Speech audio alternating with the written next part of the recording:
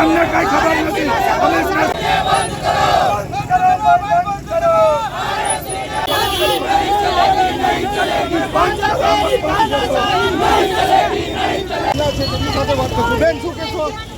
મારું કહેવાનું એ છે કે બંધ કરે છે, સીલ કરે છે, ને કહેતાય નથી કે તમે સમય નથી આપતા.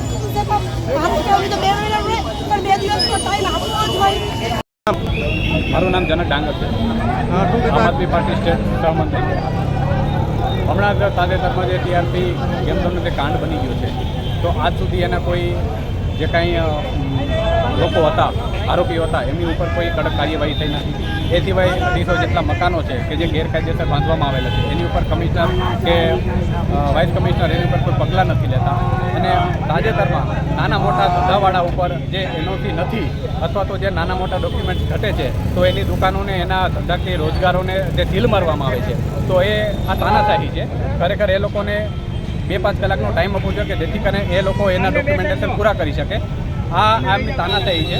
ખરેખર આ વસ્તુ બંધ થવી જોઈએ.